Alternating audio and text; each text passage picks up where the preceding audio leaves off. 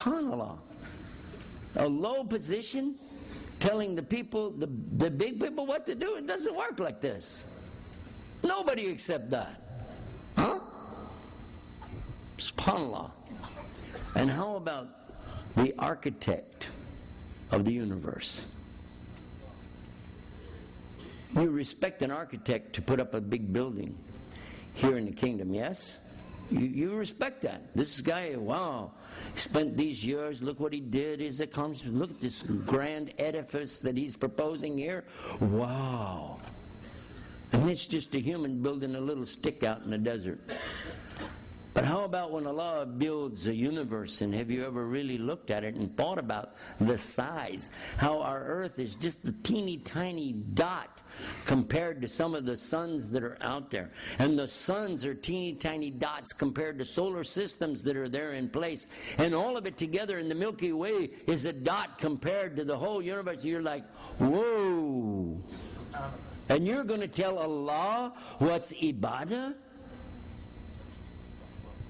The end of Ayatul Kursi scares me when I think about it. وَاسِعَ كُرْسِيُّهُ السَّمَاوَاتِ وَالْأَرْضِ وَلَا يَئُودُهُ حِفْظُهُمَا وَهُوَ الْعَلِيُّ الْعَظِيمُ.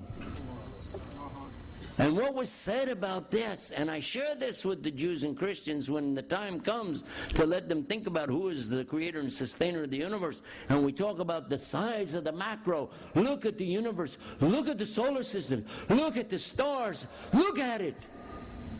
And then look under the microscope at the molecules, and look and think about the atoms, the protons, neutrons, electrons. Look at what's happening under both of these great magnifiers. You see spheres going in orbits, moving. Both cases, the same system, the same way. Who could do such a thing? Even the scientists today have had to admit there's intelligent design, and they call it ID. You have no room to argue in the favor of atheism anymore.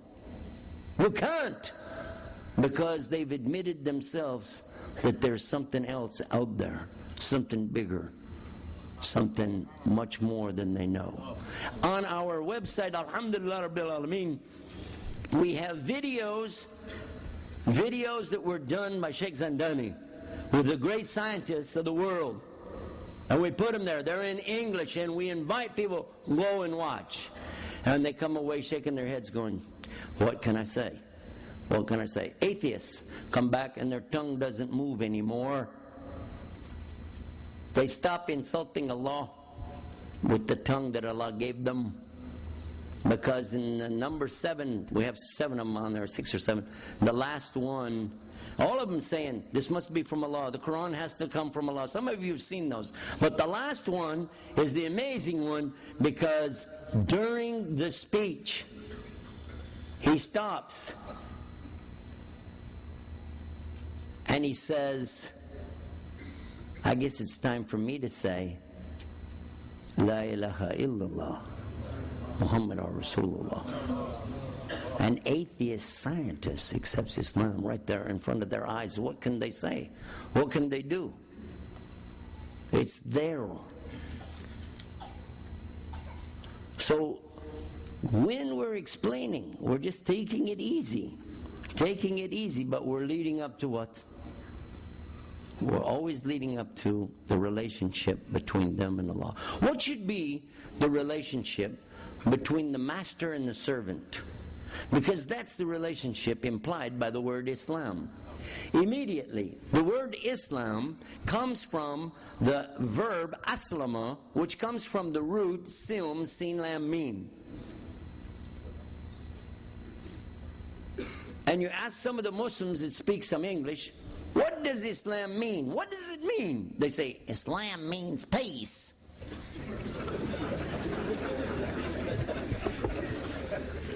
May Allah guide them.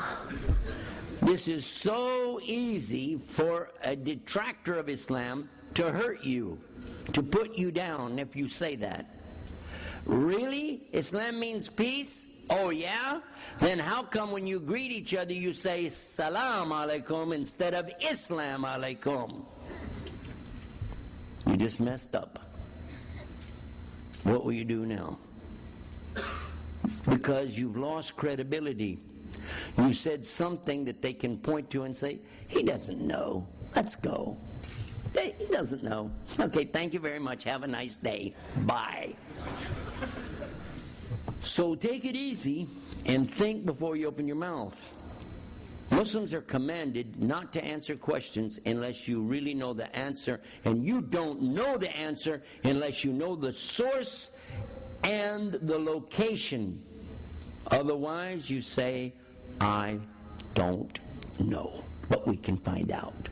That's what we're supposed to say. There are 3 words in the English language that the people of the West have a difficult time saying. Very difficult time to say. And that's evident when a man gets married and he goes to work and then all of a sudden he gets a phone call at work. And I thank the brother that turned his phone on so that I could play into that. That was just on time. I know he only did that for that purpose. Obviously, he's going to turn it off, as are all of you. MashaAllah. MashaAllah.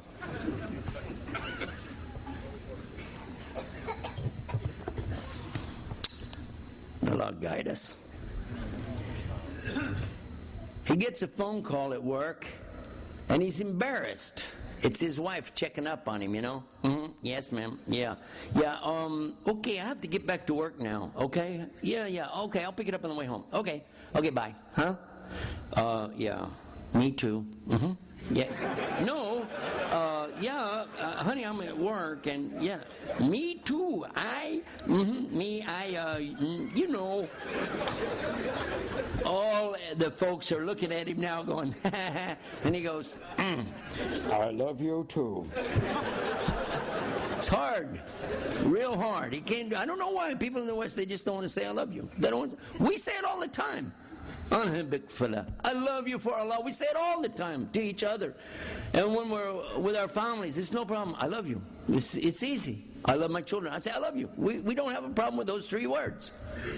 But we have a problem with 3 other words. We just cannot say these 3 words. Somebody come up to you and ask you a question. Any question about Islam, right away. Even if you don't know. Why? Because the 3 words we can't say is, I don't know.